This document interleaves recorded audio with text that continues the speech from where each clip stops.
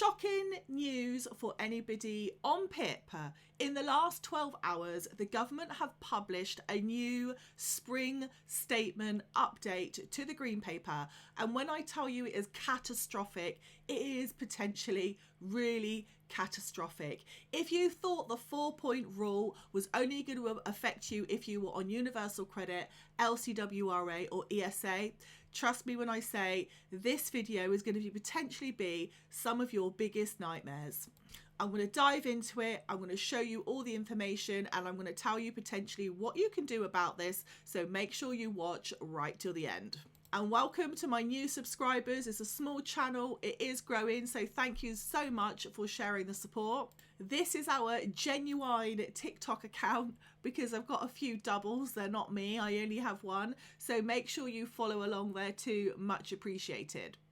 Now, I will point out that this is open consultation. It still needs to be passed and hopefully the Supreme Court will block it and stop it just like it did in December 2024 when DWP tried to change the mobiliser descriptor for work capability assessment. Absolutely shocking. And as the Supreme Court stated there, like they did in my own court case against the Department of Work and Pensions, that their actions were unlawful. Now, in the government's paper titled Pathways to Work, now the biggest change in this, well, one of the biggest changes in this in the disability green paper that was published in March 2025, it already hinted in March it changes to PIP. Now, I get hammered sometimes on social media for seeing those red flags before they actually get that flag comes up that pole. But unfortunately, again, I just was not wrong. And this is really awful.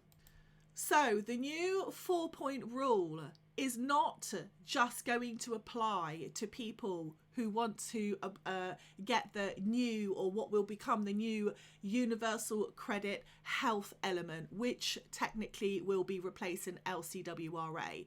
It's also going to apply to PIP. Yes.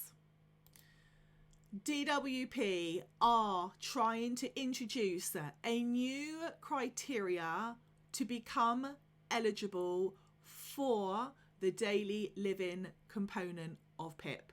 And that must be that you score 4 points in one of the daily living activities to qualify. And this is on top of the existing rule, which for clarification purposes is 8 points plus in total.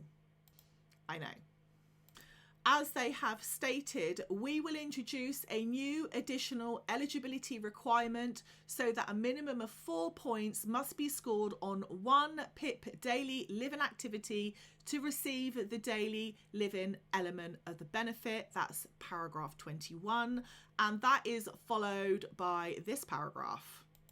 As described above, we will introduce a new eligibility requirement to ensure that only those who score a minimum of 4 points in at least one daily living activity will be eligible for the daily living component of PIP. And whilst in the same breath further on in this publication, they say, yes, this is going to put some people into poverty for the greater good of saving basically the public purse and making sure that benefits go to the more disabled people. That's why they're bringing in this rule, apparently. Of course, it's got nothing to do with the millions that have been promised to other countries for the next 100 years. Nothing at all. Now, I want to be clear that these and this has not yet come in. Hopefully, the Supreme Court will stop it. And if it does come in, unless there are any more changes, this does not affect the mobility component, okay? So if this does get put through, when will these changes to PIP take effect? According to DWP, they're going to take effect from 2026, late 2026, probably November, December time. And I want to urge people to respond to the open consultation, which is running until June 2025. Okay, so go online, reply to it, go and see your MP, raise your concerns, let people hear your voice. Every single one of you that has a health condition or something you consider a disability has a voice. Use it. So how many people are expected to lose PIP because of this?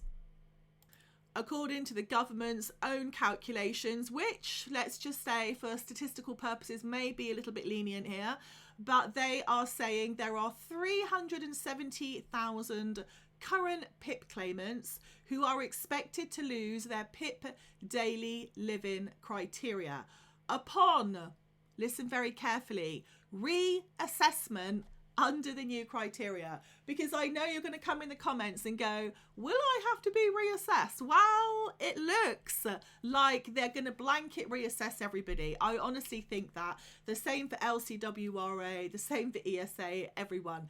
I should imagine what they're going to say is all of these changes have come in, there are new measurements, and every single person needs to be reassessed.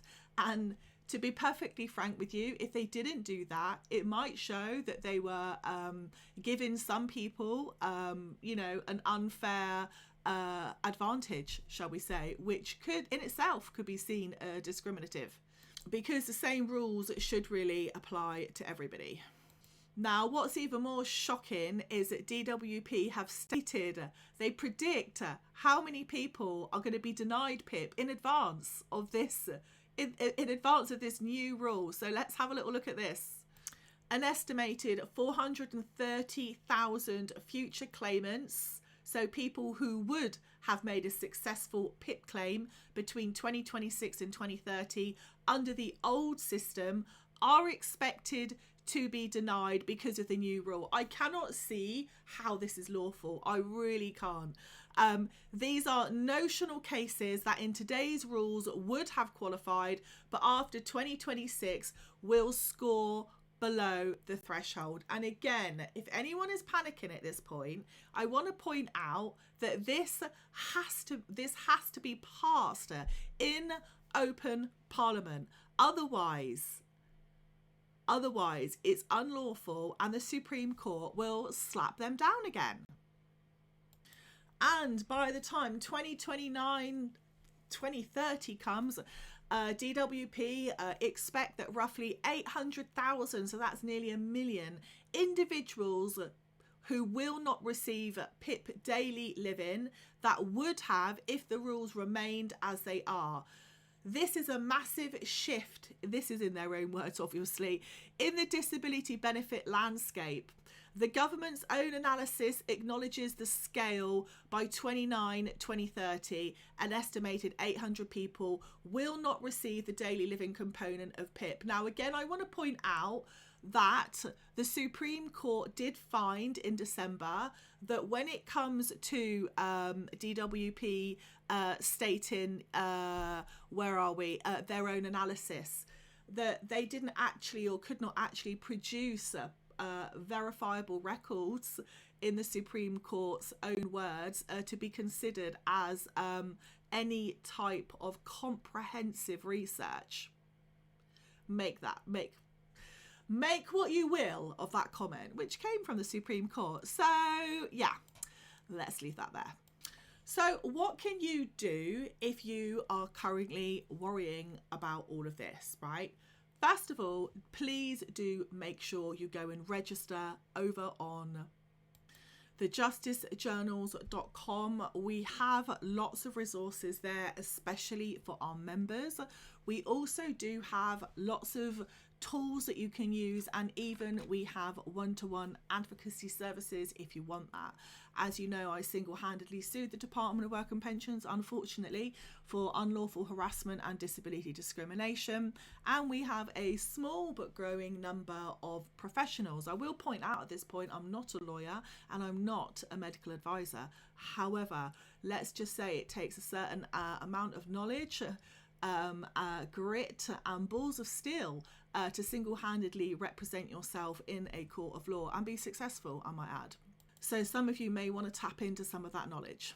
The next thing is actually understanding more about how your condition or your health affects you. And so many times I hear people saying to me, I've got fibromyalgia, can I get PIP? I've got ADHD, can I get PIP? The name of the condition or the name of whatever it is you think you've got is irrelevant. It's how it affects you adversely, and it's being able to communicate that successfully and comprehensively in applications, in appeals, in manual reconsiderations, etc., that make the difference. I also do an awful lot of support for access to work. And one of my customers, I actually got them £25,000 extra just for their first year. So you might want to consider that. Anyway, guys, I will keep updating you with more information. I'm going to be leaving important links below. I love being able to say that because we can never say it on TikTok. But please do share out the message and help support the Justice Journals simply by sharing out our content to other disabled people or people with health conditions that do not want to become ignored and a target of a rather ruthless and non-democratic ruling, I will say at this point in time. Have a great one. Over and out.